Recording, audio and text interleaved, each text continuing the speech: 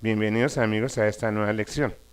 Bueno, les tengo la gran noticia de que vamos a ver dos de los verbos más importantes que existen en el idioma inglés. El primer verbo es el verbo to be, que se escribe como aparece en pantalla, que tiene dos significados para nosotros, que son el significado de ser y el significado de estar. El otro verbo que también es muy importante en inglés es el verbo to have, que significa haber o tener. Bueno, empecemos hablando del primer verbo que es el verbo to be. Este verbo tiene la gran ventaja, como les decía al comienzo, de que tiene dos significados en español, que son el significado de ser y el significado de estar. Digo que es una gran ventaja porque no tenemos que pensar en lo más mínimo cuando vamos a hablar de alguno de los dos significados, sino solamente empezamos a construir las frases teniendo en cuenta este verbo. Para los ingleses o los angloparlantes es una gran desventaja porque ellos sí tienen que pensar muchísimo en qué verbos se van a concentrar. Por eso es tan normal para nosotros escuchar a más de un angloparlante decir yo soy aquí o yo estoy con algún significado que no tiene nada que ver para nosotros. Para nosotros sí tiene esa gran ventaja. Veamos el primer ejemplo, que es un ejemplo bastante diciente. Vamos a decir en inglés yo soy John. Para hacer la construcción de esta frase vamos a utilizar primero que todo el pronombre personal de la primera persona en singular, que es I, o sea, yo. La segunda parte de la oración es soy, o sea, am. Obviamente notamos que es un verbo irregular en inglés. Y la tercera palabra sería John. Es decir, la frase quedaría I am John, o sea, yo soy John. Hagamos otra frase con el verbo to be en inglés, con otro significado distinto. Vamos a decir ahora, yo estoy aquí. Para construir esta frase, vamos a utilizar el primer pronombre personal de la primera persona, en singular, o sea, I. Para decir estoy, obviamente utilizaremos la misma conjugación verbal, o sea, am. Y para decir aquí, vamos a decir here. O sea que la frase quedaría, yo estoy aquí, que en inglés sería I am here. Notemos que la podemos utilizar tanto con un adverbio de lugar, como se trata de here, como con el otro significado del verbo ser. En este momento voy a explicarles cómo identificamos un verbo en infinitivo en inglés. Para identificar un verbo en infinitivo en inglés, simplemente se le antepone la preposición te o la preposición to. Esto quiere decir que si decimos to be, estamos significando ser o estar, to have es haber o tener, y así sucesivamente todos los demás verbos en esta lengua.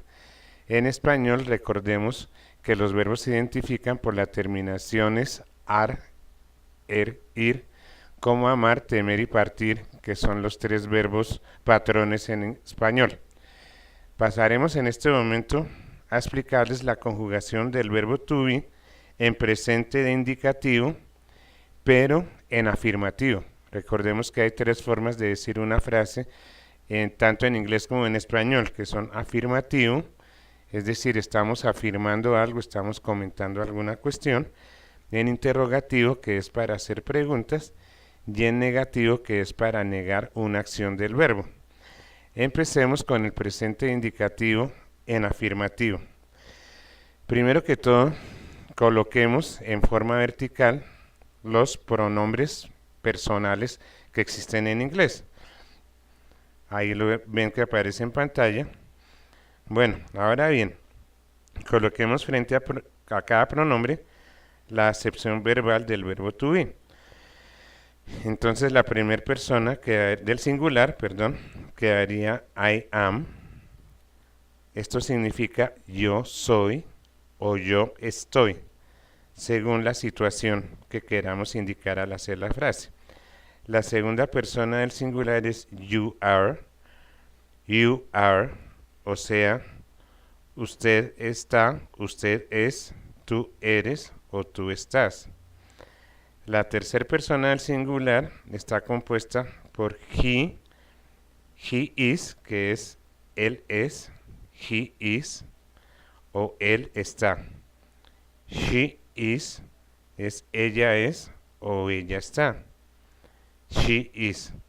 It is eso o ello es o ello está o ella es o ella está. Estos tres pertenecen a la tercera persona del singular. It is hace parte a la tercera persona del singular, pero cosas no identificadas, o personas que sí son identificadas, pero que por su uso se deben utilizar con esto, con it. Por ejemplo, si estamos hablando de un gato o de una gata, que no son nuestras mascotas y no son conocidos por nosotros, nos referimos al gato diciendo it is, lo mismo que nos podemos referir a la gata, it is. Entonces, con esto queremos significar ello, queremos decir el pronombre neutro o pronombre neutral.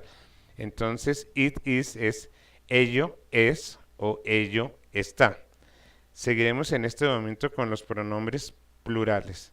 O sea, we are significa nosotros somos o nosotros estamos. Como vemos, es el plural de la primera persona del singular. La segunda persona en plural es you are, o sea, ustedes son o ustedes están, o vosotros sois o vosotros estáis. You are. Seguiremos con la tercera persona del plural, que viene siendo el plural de él, de ella y del pronombre neutral, que es they are. Con eso queremos decir ellos son o ellos están. Ahora bien, tenemos una forma adicional de escribir y de mencionar el verbo to be en su conjugación del presente en afirmativo. Esto es haciendo contracciones, es decir, utilizando el apóstrofe, o sea, una comita que se escribe en la parte superior derecha de cada pronombre. Por ejemplo, para decir I am, también podemos decir I'm. Notemos que reemplazamos la primer vocal de am por una comilla y colocamos la M. Por lo tanto queda I'm. Con you are y sucesivamente haremos lo mismo. You are, o sea, you es tú eres o tú estás o usted es o usted está. His lo convertimos en his. Él es o él está. She's lo convertimos en she's. It is lo convertimos en its. We are lo convertimos en we're. Recordemos la pronunciación we're. You are viene siendo el plural de you, que significa también ustedes son, ustedes están, o vosotros sois, o vosotros estáis. Y finalmente tenemos they are, que se pronuncia their. Entonces exactamente es ellos son o ellas están. Pasaré a darles la tarea de esta lección. Entonces, yo voy a decir frases en inglés. Ustedes van a escribir la frase en inglés y adicionalmente van a escribir su traducción. Entonces, la primera frase es I am. I am. Adicionalmente, la van a escribir de manera abreviada, es decir, con el apóstrofe. La segunda frase es your. Your. Esta frase la van a escribir también sin el apóstrofe. La tercera frase es here is the vocabulary. Here is the vocabulary. Y la cuarta frase es this is a pencil. This is a pencil. Palabras de vocabulario que les queda para esta lección son las siguientes. Vamos a ver la primera, zapatos. Se pronuncia shoes y se escribe como aparece en pantalla. viene pie, hablando obviamente del pie que tenemos en nuestro organismo, de los pies que tenemos nosotros. Pies se dice foot, se escribe como aparece F-W-T y se pronuncia foot. Pies, que es el plural de pie obviamente, se escribe F-W-E-T, tal como aparece en pantalla, y se pronuncia feet. Feet. Tenemos el reloj de pulsera, básicamente el reloj pequeño que estamos acostumbrados a utilizar con nosotros, que es watch. Y está el reloj que es el reloj grande, que puede ser el reloj de pared, un reloj que haya en una torre, etc. Ese se dice clock. Repetiré la pronunciación de las palabras. Shoes, shoes, foot, foot, feet, feet, watch, watch, clock, clock. Bueno, tengan muchos éxitos con esta lección. Nos encontraremos en la siguiente.